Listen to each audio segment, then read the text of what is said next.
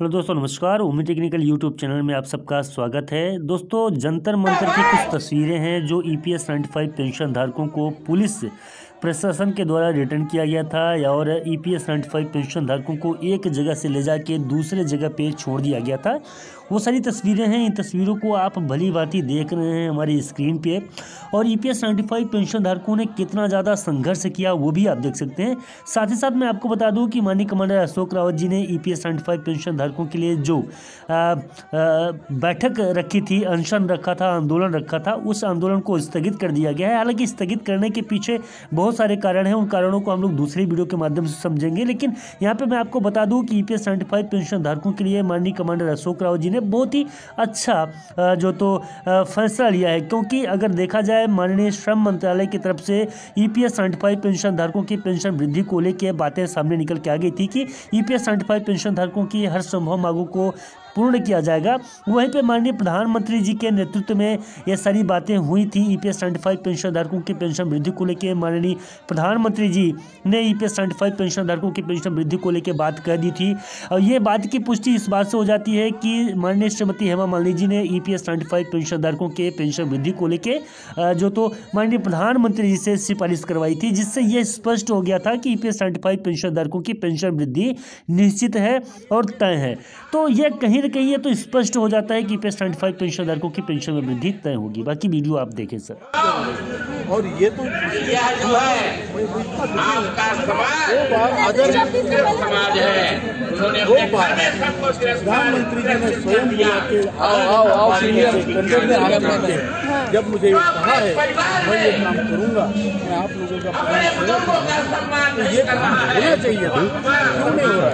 EPFO के पास पैसा होगा, मेरे पास पैसा नहीं, तो कोई हिसाब करने वाला नहीं देश।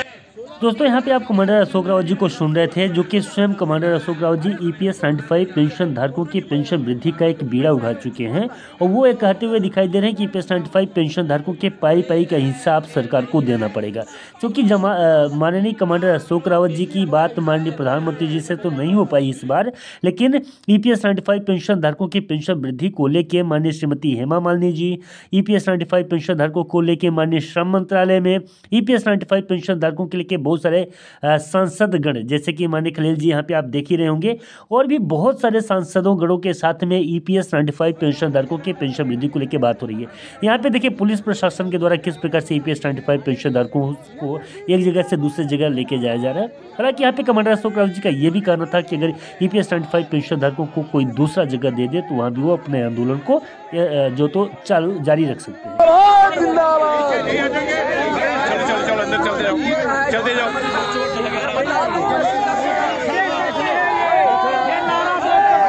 दोस्तों, ये जो भीड़ देख रहे हैं, ये भीड़ इस बात का सबूत है, गवाह है, जो कमांडर अशोक रावत जी ने EPS 95 पेंशन धारकों के लिए दिल्ली में इस बार किया है। यकीन मानिए, ये पूरा का पूरा EPS 95 पेंशन धारकों के लिए ऐतिहासिक एक जीत होगी और EPS 95 पेंशन धारकों की मांगे इस बार मंजूर होंगी। तो इसलिए EPS 95 पेंशन धारकों को उतनी ज़्यादा समस्या भी नहीं है। EPS 95 पेंशन धारकों की मांगों को भी मंजूर किया जा रहा है। तो EPS 95 पेंशन धारक कहीं ना कहीं बहुत खुश नज़र आ रहे हैं।